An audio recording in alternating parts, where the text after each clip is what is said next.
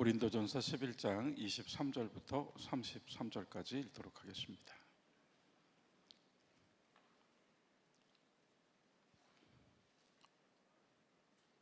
내가 너희에게 전한 것은 주께 받은 것이니 곧 주 예수께서 잡히시던 밤에 떡을 가지사 축사하시고 떼어 이르시되 이것은 너희를 위하는 내 몸이니 이것을 행하여 나를 기념하라 하시고 식후에 또한 이와 같이 잔을 가지시고 이르시되 이 잔은 내 피로 세운 새 언약이니 이것을 행하여 마실 때마다 나를 기념하라 하셨으니 너희가 이 떡을 먹으며 이 잔을 마실 때마다 주의 죽으심을 그가 오실 때까지 전하는 것이니라.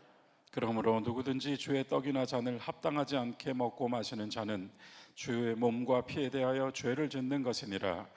사람이 자기를 살피고 그 후에야 이 떡을 먹고 이 잔을 마실지니 주의 몸을 분별하지 못하고 먹고 마시는 자는 자기의 죄를 먹고 마시는 것이니라. 그러므로 너희 중에 약한 자와 병든 자가 많고 잠자는 자도 적지 아니하니 우리가 우리를 살폈으면 판단을 받지 아니하려니와 우리가 판단을 받는 것은 주께 징계를 받는 것이니 이는 우리로 세상과 함께 정죄함을 받지 않게 하려 하심이라. 함께 읽겠습니다. 그런즉 내 형제들아 먹으러 모일 때 서로 기다리라. 아멘. 한나 여신도회에서 하나님께 찬양해 주시겠습니다.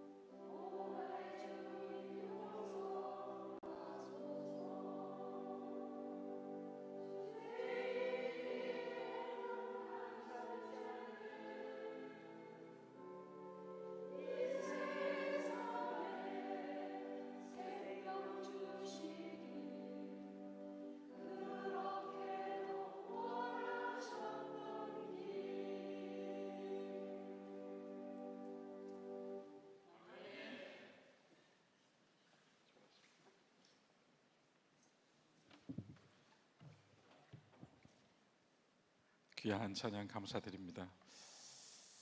여러분, 오늘 우리가 읽었던 고린도전서 11장 성만찬에 관한 말씀은 아주 특별하죠. 예수님께서 직접 행하신 것을 사도 바울을 통하여 다시 한번 확인해 주었습니다. 여러분과 제가 성만찬 예식할 때 그 성만찬 예식 가운데 재정의 말씀이라고 하는 그 순서가 있죠. 그래서 그 말씀이 바로 이 고린도전서 11장 말씀을 가지고 집행됩니다. 성만찬은 보이는 예전으로서 우리가 눈에 보이고 직접 먹고 마심으로 우리 안에 담는 특별한 은혜의 시간이죠. 그러나 여러분, 성만찬이 그와 같이 은혜의 시간, 보이는 예전이 될 수 있는 힘은 그 예식의 순서와 예식의 어떤 형식 속에 있는 것이 아니라 말씀으로부터 나오는 것입니다. 그래서 모든 순서가 다 귀합니다마는 재정의 말씀을 우리가 같이 이렇게 나눈 다음에 우리가 신앙 고백으로 선포하죠. 주님 죽으셨습니다, 부활하셨습니다, 다시 오십니다. 이제 그게 우리가 응답이잖아요. 그래서 그 응답이 이루어지기까지 앉아있는 회중이 이 고린도전서 11장을 통하여 나온 재정의 말씀을 믿는 자가 될 때, 이 말씀을 먼저 믿을 때 그 성만찬은 예수님의 보혈과 살로 성령의 축복을 받아 우리 안에 자리하게 되는 것입니다. 다시요, 여기 있는 포도주는 예수님의 피가 아니에요. 그러나 그 말씀이 선포된 다음에 그 말씀을 아멘으로 응답하셔야만 그 말씀의 영이 이 포도주를 내 속으로 들어온 다음에 주님의 보혈이 되게 하시고, 그 떡을 내 속으로 들어온 다음에 주님의 살이 되게 하신다, 이 말씀이에요. 이게 다른 겁니다. 이거 자체가 예수님의 피다, 이 가톨릭이에요. 우리는 그렇게 얘기 안 합니다. 하나님의 말씀이 성령으로 임하셔서 그 말씀으로 우리 안에서, 여기서가 아니라 우리 안에서 주님의 몸과 주님의 보혈, 주님의 생명이 되어 주시는 겁니다. 그러므로 말씀이 제일 중요해요. 당연하지 않아요? 사람이 만들 수 있습니까? 이것을 사람이 이렇다고 할 수 없잖아요. 그죠? 하나님의 성령이 말씀으로 임하시는 가운데 그 말씀을 믿는 성도들에게 역사하시는 거죠. 믿음이 있어야 역사가 되는 겁니다. 그래서 고린도전서 11장을 재정의 말씀으로 그냥 읊조리는 것이 아니라 여러분, 예수께서 선포하시는 거예요. 그 시간이 그 말씀을 선포하시는 겁니다. 그래서 우리 모두가, 저를 포함하여 우리 모두가 아멘 함으로써 그 말씀이 내 안에서 이루어지는 것을 고백한 다음에 성령 임재의 기도를 드리고 우리가 그걸 먹는 거예요. 매월 또는 절기 때 우리가 하는 성만찬의 은혜는 전적으로 우리 종교개혁교회의 신학, 그런 걸 굳이 제가 앞에 세우지 않아도 당연히 하나님 말씀으로부터 나와야죠. 사람의 말에서 나올 수 있어요? 사람이 세운 이론에서 나올 수 없잖아요. 하나님 말씀에서. 그래서 고린도전서 11장이 그 재정의 말씀으로 역사하신다. 더 나아가서 이 11장에서 우리가 조금 전에 읽은 것처럼 그 안에서 경고도 있었잖아요. 경고도, 그 경고가 잘못 먹으면이잖아요. 그 굉장히 또 우리에게 한 번 더 생각해 보게 해주시는 말씀이에요. 그래서 우리가 이것을 먹기 위해서는 먼저 뭐가 필요한가 하면 잘 살펴야 된다고 합니다. 자기를 잘 살펴야 된다고. 여러분, 정말 이게 찰나로 지나가는 거잖아요. 예식의 순서 안에서 우리가 금방 이 모든 절차를 가져가는데 그 와중에 잘 살펴라 하는 이 말씀이 순식간에 지나가는 겁니다. 그러나 놀랍게도 얼마나 엄중하게 나와 있는가 하면 잘 살피지 않고 먹으면 주님의 살을 먹은 게 아니라 뭐를, 나의 죄를 먹는다고 쓰여 있는 거예요. 여러분, 절대 이게 뭔가 말씀 가지고 우리가 서로 압박받자는 게 아닙니다. 성만찬이 그렇게 순결한 시간이라는 말씀입니다. 그래서 우리가 집에서 식사를 하기 전에도 조금이라도 얼룩이 묻어 있으면 찜찜해서 밥을 못 먹는데, 주님의 몸과 보혈로 내 안에 담아서 생명을 담는 그릇이 돼야 되는데 그 그릇이 잘 깨끗하게 되어 있는지, 온전한지 살펴보라고 하는 말씀이에요. 더 나아가서 세 번째 챕터에서는 이 모든 것이, 이 살펴야 하고 정결하게 하고 죄 용서함, 죄 사함의 기쁨을 가지고 받아야 된다고 하는 게, 용서받은 자의 기쁨으로 성만찬을 받으셔야 된다는 게 왜 중요한가 하면, 여러분과 저에게는 마지막에 이런 구절이 나와요. 오늘 제가 다시 한번 읽어드릴게요. 우리가 이렇게 할 때 이것은 31절 자막 한번 보여주세요. 우리가 우리를 잘 살폈으면 판단을 받지 아니하려니와 우리가 판단을 받는 것은 설령 잘 못 살폈다 할지라도 판단을 받는 것은 징계를 받는 것이니 여러분 우리 그 뒤에 같이 읽어볼까요? 이는 우리로 시작. 이는 우리로 세상과 함께 정죄함을 받지 않게 하려 하심이라. 여러분 이게 무서운 거예요. 하나님이 너 죄 있어 라고 하시는 게 무섭잖아요. 그래서 분명히 구분하셨어요. 믿는 자에게는 정죄가 아니고 뭐라고요? 징계라고요. 그래서 우리가 살핌을 통하여, 우리 자신을 살핌을 통하여, 정말 지난 한 달간, 지난 한 주간 정말 하나님 앞에 온전히 살았느냐, 누가 대답할 수 있겠어요? 그죠? 누가 대답할 수 있겠어요? 그러니까 살핍니다. 주님, 아무것도, 우리 권사님 기도처럼 아무것도 우리가 하나님께 구할 수 있는 자격은 없지만, 우리가 우리 자신을 그렇게 살펴서 자기를 부인할 때, 부인한 그 자리에서 주님의 은혜가 살아나는 것이듯, 우리가 가장 약해져야만 주님의 강하심이 나타나고, 우리가 가장 비참했을 때야 주님의 영광이 보인 것처럼, 그렇게 잘 살핌으로써 우리가 겪는 어려움이나 시련이 징계지, 그것이 다시 한번 살펴보라고 하시는 주님의 징계지, 우리를 죽음으로 몰아붙이는 정죄가 아니라는 말씀이에요. 그래서 우리는 정죄받지 않아요. 왜요? 로마서 8장 1절. 그러므로 예수 그리스도 안에서는 뭐가 없다? 결코 정죄함이 없나니에요. 그래서 예수 안에서 우리가 성만찬 나누잖아요. 그러므로 우리는 정죄를 받고 있는 것이 아니라 그 징계를 통하여 더욱 온전케 하시는 은혜를 받고 있는 겁니다. 여러분, 은혜가 좋은 일만, 춤출 일만 은혜일까요? 그렇지 않습니다. 아파도 은혜가 되고 힘들어도 은혜가 된다는 것, 오늘 한나 권사님들이 증인들 아니에요. 우리 권사님들이 연로하셔서 걷기도 힘드시다 우리 걱정하지만, 사랑하는 여러분, 초등교회 신앙공동체는 이 어른들을 보면서 하나님 나라의 표를 가진 분들을 보셔야 돼요. 이것이 바로 끝까지 주 예수 그리스도를 붙잡고 사는 삶의 모범이라는 것을 우리가 봐야 돼요.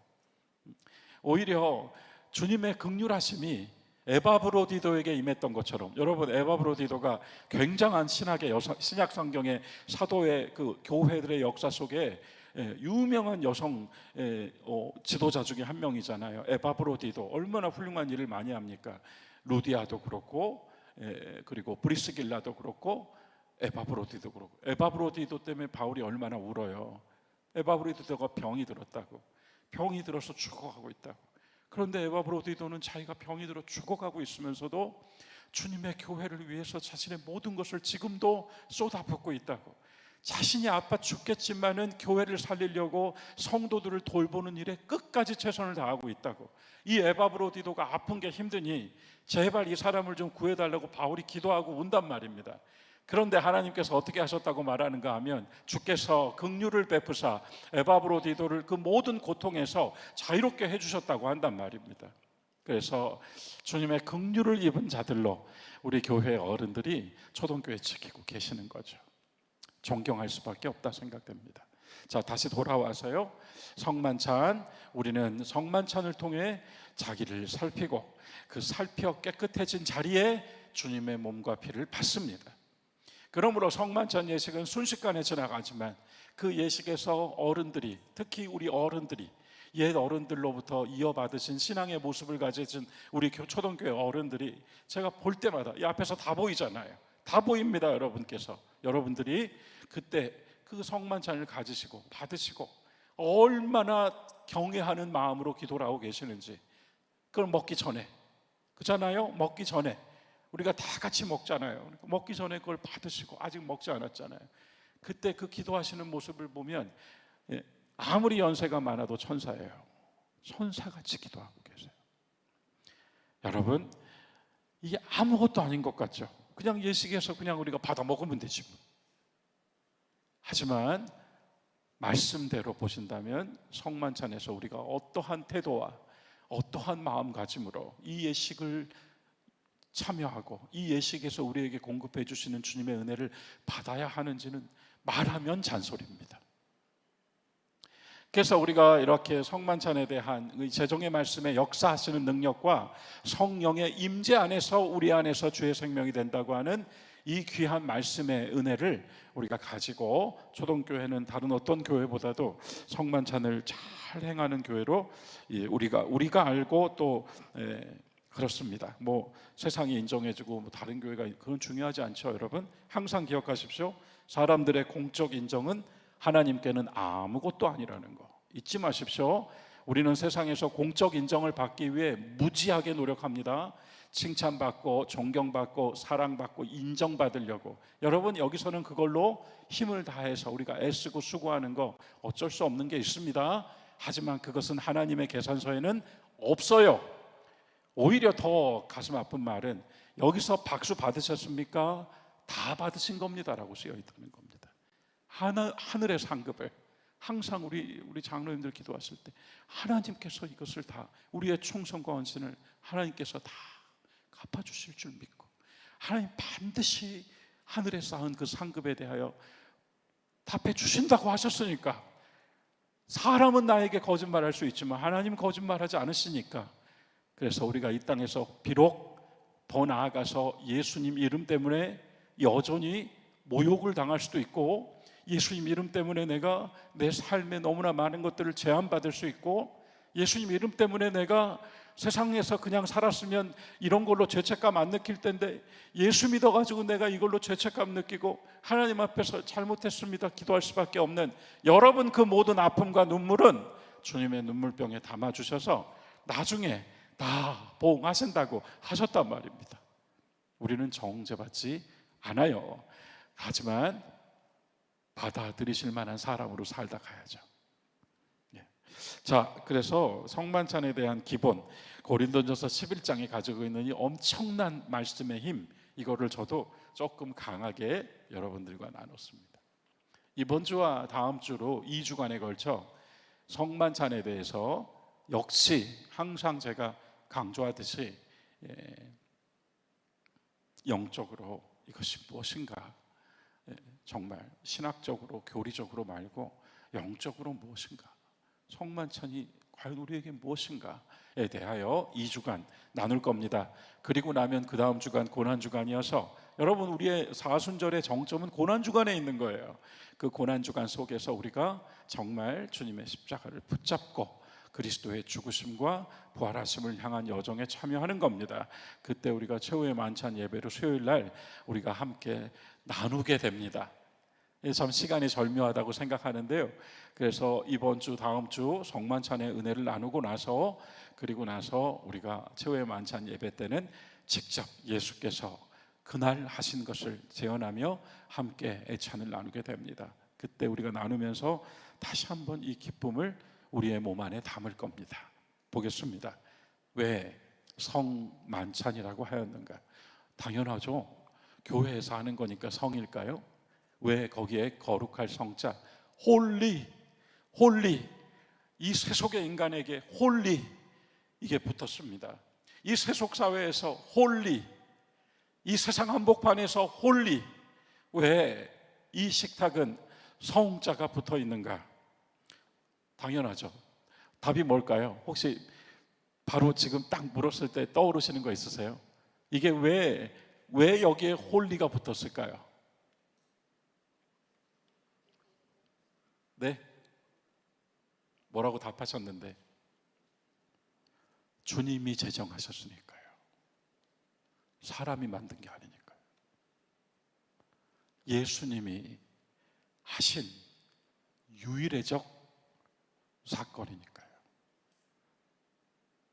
그래서 주님이 제정하신 세례는 요한부터 내려오잖아요.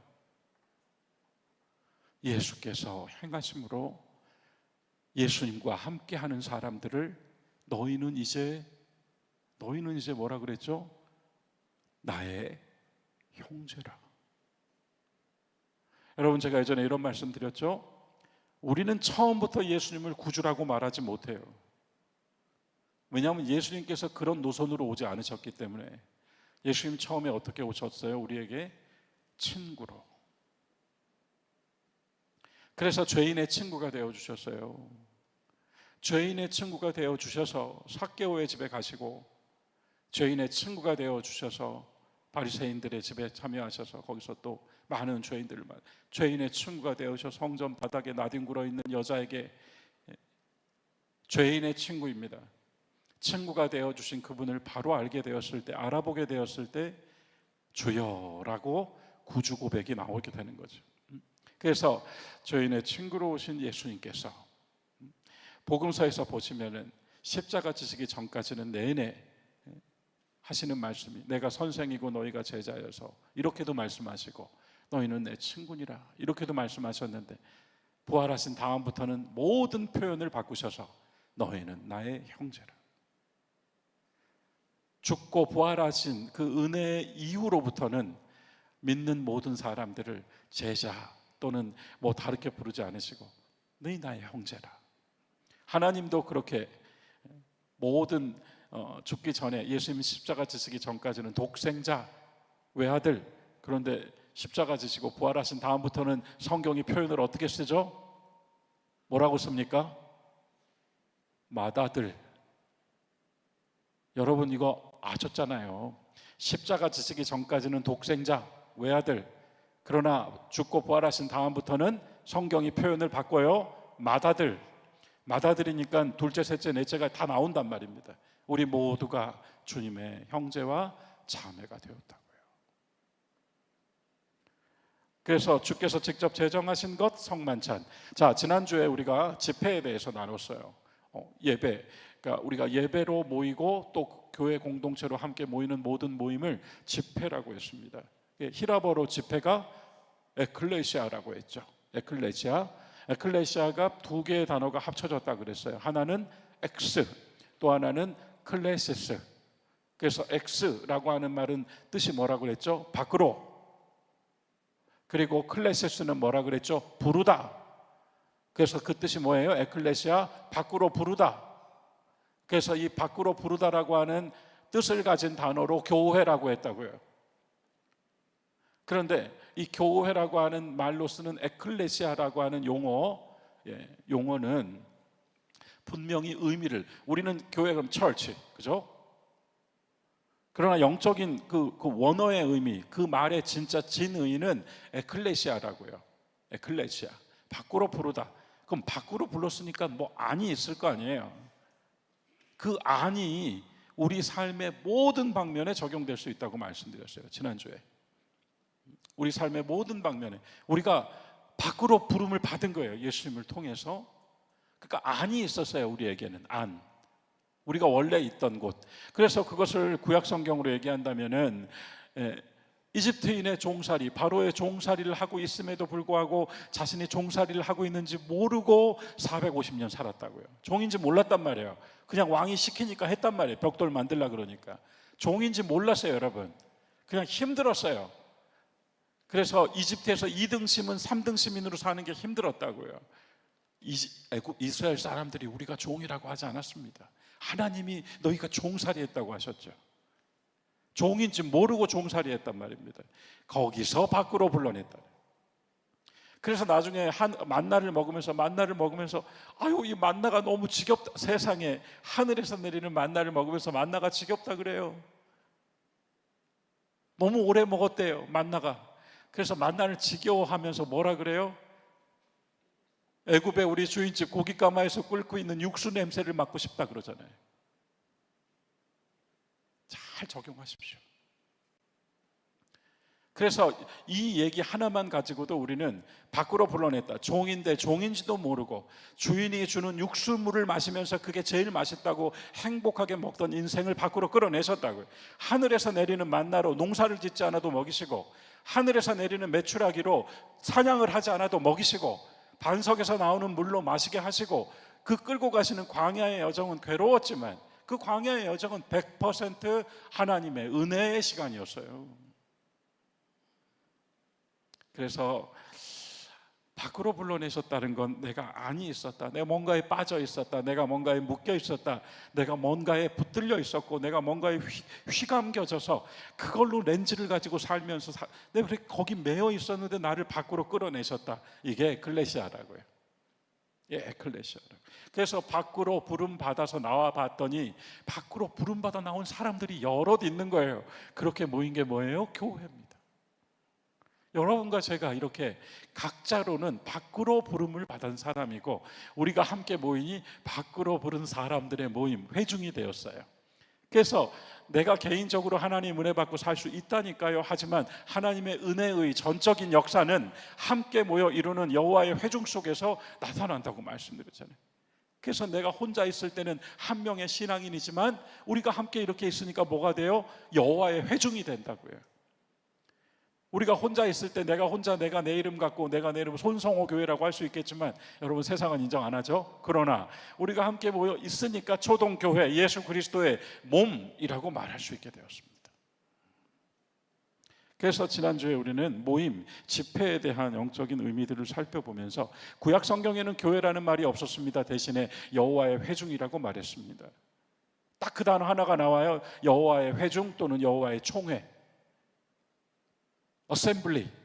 그래서 여호와의 회중에 속하려면 어떻게 해야 돼요? 자기 장막에서 밖으로 나와야 돼요. 모이라고 하는 곳으로. 사무엘이 불러 모았죠. 미스바로 모여라. 미스바로 모인 사람들이 여호와의 회중이란 말입니다. 그래서 우리가 모이기를 힘쓰고 모이기를 피하려고 하는 자들의 습관을 거절하라고 하는 히브리서의 말씀을 읽었어요.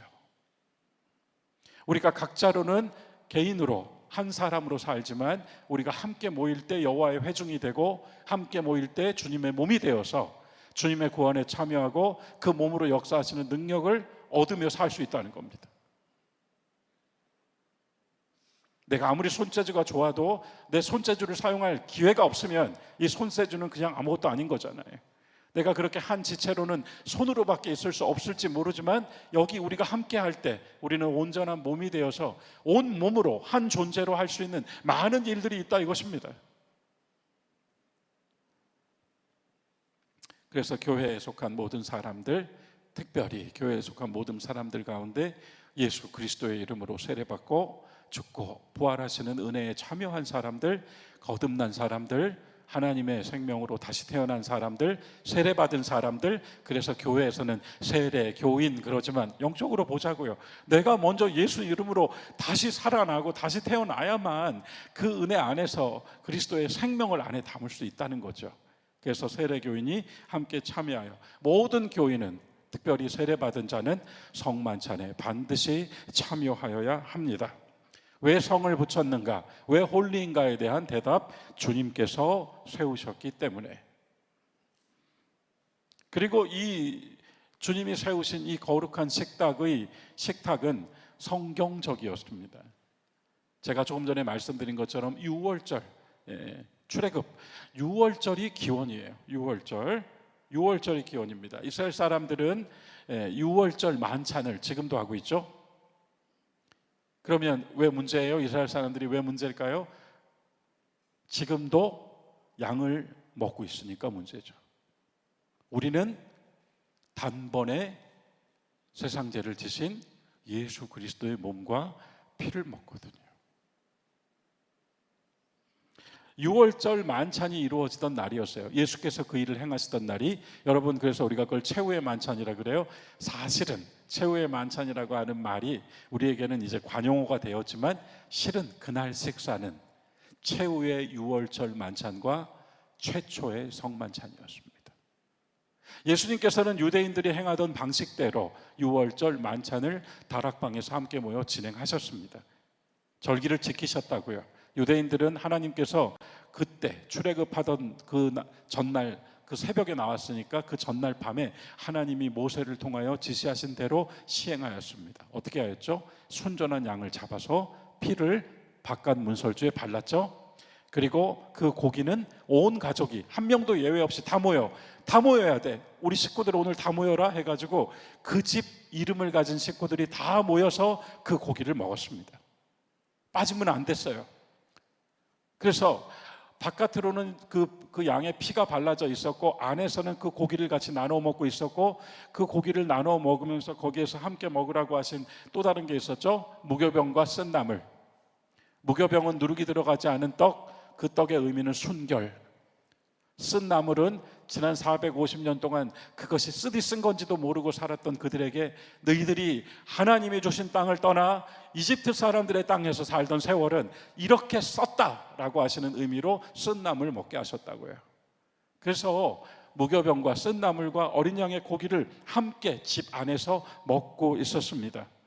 그리고 하나님께서 세 번째 지시사항, 오늘 이날을 해의 첫날로 삼아라. 이제 뭐 봄이든 여름이든 가을이든 그게 중요한 게 아니라 이 날이 유대인들에게는 모든 해의 시작이다. 지금도 지킨단 말이에요. 그래서 그 사람들은 우리가 가지고 있는 New Year's Day 1월 1일, 그건 달력이고요. 그리고 그들의 삶의 시간은 6월절을 첫날로 삼고 간단 말입니다. 지금까지. 그래서 이스라엘 사람들은 하나님이 지시하신 대로 다 했고, 하여 그날 밤에 모든 장자가 죽던 날 그것을 한 집들은 장자가 죽음을 면했다. 그래서 하나님께서 레위기에서 율법을 통해 너희 집에 있는 모든 장자는 나의 소유다고 하신 것은 그날 죽었어야 됐지만 어린 양의 피로 살아난 그 장자는 바로 하나님께 속한 사람이라고 하는 것을 규정하셨다고요. 그래서 또 아주 많은 이야기들이 이어질 수 있겠습니다만, 유대인들이 그와 같이 출애굽의 날을 기억한 겁니다. 계속 지켰고 예수님도 지키셨어요. 그래서 그날 6월절 만찬을 함께 먹고 다음날 6월절을 맞이하는데, 그 6월절 날이 예수님 십자가 지신 날이라고요. 하여 그날 만찬을 마지막으로 제자들과 이 땅에서 죽으시기 전에 한 마지막 식사였습니다. 그게 그 다음부터는 부활하신 후에 이제 거룩한 몸이 되셔서 함께 하신 식사, 요한복음에 보면 와서 조반을 먹어라 하시고 드신 이야기가 나오죠. 하지만 지상에서 우리와 똑같은 몸으로 죄 없으신 분이 죄 있다 정죄 받으면서 우리와 함께 거하시는 가운데 식사하셨던 마지막 식사가, 특별히 6월절 식사가 그날 밤에 6월절 만찬이었고, 만찬이 끝나고 맨 마지막에 여러분 실제로 유대인들의 6월절 만찬에 포도주를 3번 들어 올리는데 마지막 잔이 뭐냐면 여호와를 찬양하라 할렐루야 잔입니다. 그런데 이 할렐루야 잔을 딱 드신 다음에 주님이 내려놓으시고 만찬을 새로 시작하셨다고요. 이해가 되셨죠? 그래서 성만찬이 제정됩니다. 6월절 만찬을 마치고 끝내면서 이제 이건 끝났다, 이제 양을 잡아서 하는 식사는 끝이야, 우리는 이제 끝났다, 우리는 이제 이렇게 해라 하고 내 피, 내 살이다 하고 주심으로써 새로운 만찬을 제정하셨어요. 그래서 우리가 하고 있는 성만찬의 유래는 구약시대에는 이스라엘 사람들을 살려준 어린 양의 축제였지만, 이제 우리에게는 전 인류를 구원하실 세상 죄를 지신 하나님의 어린 양으로 드리는 귀한 식탁이 된 것입니다. 이해가 되셨죠?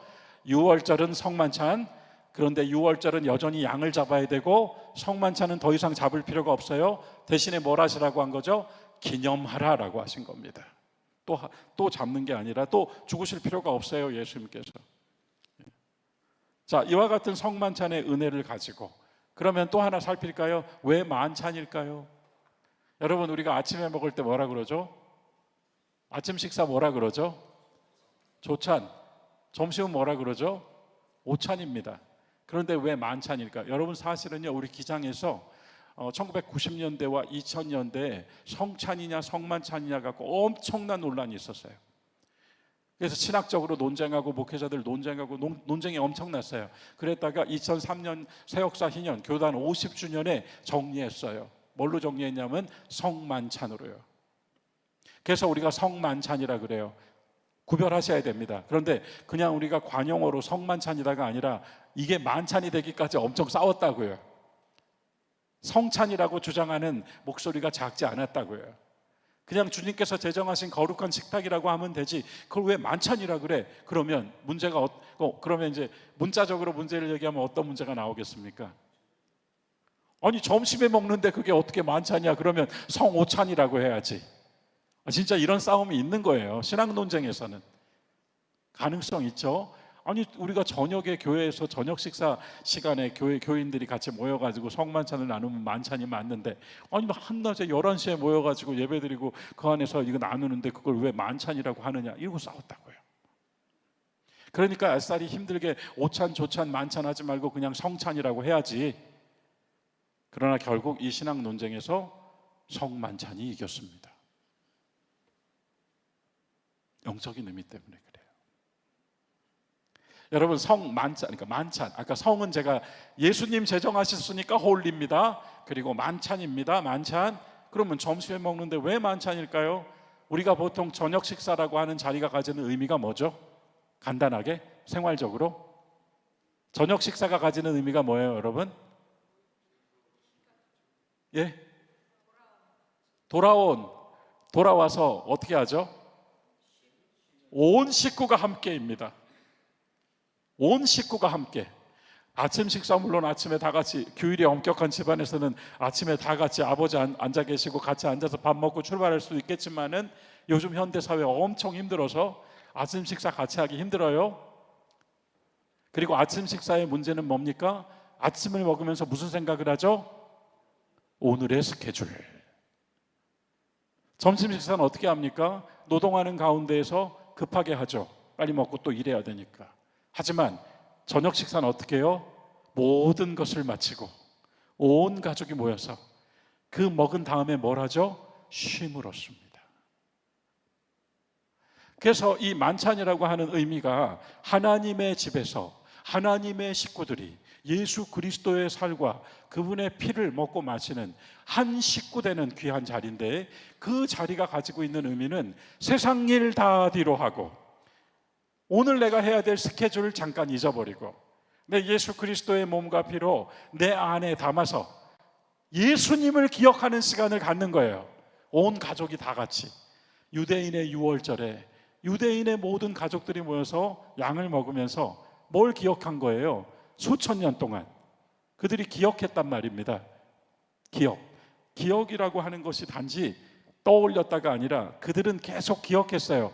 기억이라는 말까지 하고 제가 마칠게요. 오늘 다음 시간에 더 하기로 하고, 유대인들은 출애굽 이후로부터 지금까지 2026년까지 유월절을 지키면서 이 단어를 딱 가지고 있어요. 기억하다.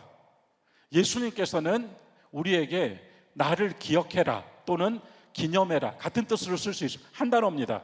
그러니까 기억이라고도 할 수 있고 기념이라고도 할 수 있는데 우리 그냥 기억이라고 합시다. 헷갈리니까. 유대인들은 지금까지 기억해요. 뭘 기억하죠? 출애굽입니다. 하나님이 꺼내신 거 이거 우리가 한 게 아니라는 거예요. 하나님이 꺼내시고 또 그날 하나님의 애굽 사람의 장자들을 모두 죽임으로 바로가 제발 나가줘 이렇게 만들었단 말이에요. 그죠? 그래서 이 하나님의 기적 같은 역사, 하나님이 개입하시니까 인간이 아무것도 할 수 없었던 역사, 그 역사를 기억함으로써 계속 가져오는 거예요. 가져오는 겁니다. 기억하다라고 하는 말이 단지 떠올렸다, 메모리가 아니라 기억하는 행위를 통하여 가져와요. 상기하다죠. 상기하다. 그래서 오늘 다시 2026년도에도 애굽에서 끌어내실 때와 같은 하나님의 역사가 있다라고 믿고 6월절 만찬을 하는 겁니다. 유대인들은요, 우리는 그럼 뭘 기억하는 거예요? 여러분, 뭘 기억하는 겁니까? 예수님이 나를 어디서? 죄와 사망에서 꺼내 주신 것을 기억합니다. 예수님이 내가 받을 징벌을 대신 받으시고 죄와 사망에서 나를 꺼내 주시는 그 사랑을 기억하는 겁니다. 그래서 이 기억하다, 히브리 말로 지난 주일에 제가 지난 수요일에 얘기 드린 것 같아요. 자카르. 외우지 못하셔도 괜찮습니다. 자카르라는 히브리 말인데 이게 기억하다라고 하는 뜻으로 여러분, 추억하다, 성경에 쓰인 단어, 우리나라 말로 번역된 개역 개정판 성경에 똑같이 자카르라고 쓰였는데 우리 성경이 번역을 이렇게 해놨어요. 추억하다라고도 했고, 생각하다라고도 했고, 회상하다라고도 했고, 되새기다라고도 했습니다. 번역이. 그런데 굉장히 특별한 번역이 하나 있어요. 이사야 47장 하나만 찾아볼까요? 이사야 47장. 기억하다, 자카르가 쓰였는데 이사야 47장에서는 기억인데 아주 독특한 기억을 썼어요. 이사야 47장 7절 말씀 찾으셨습니까? 1025페이지입니다. 1025페이지 이사야 47장 7절. 여러분 여기 자카르가 쓰였단 말입니다. 그런데 앞뒤 문맥으로 봐서 이게 뜻이 이렇게 돼버린다는 거예요. 47장 7절 찾으셨죠? 같이 읽읍시다. 말하기를 내가 영영이 여주인이 되리라 하고 이 일을 내 마음에 두지도 아니하며 그들의 종말도 생각하지 아니하였도다. 자, 여기서 기억하다가 어떤 단어로 번역되었을까요? 마음에 두다? 마음에 두다도 쓰였겠네요. 또 어디에 쓰였을까요? 생각하다. 그죠? 그런데 이 맥락이, 이 단어의 맥락이 여기서 드러나요. 기억하다가 단지 생각하다가 아니라 어디까지? 앞으로 종말까지 내다보고 기억하는 거예요. 이 특별하게 사용된, 자카르가 특별히 사용된 구절입니다.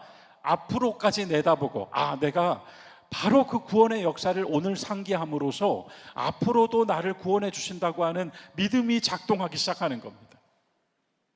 영영한 종말을 내다보지 않고 네가 생각했다 이렇게 말하거든요.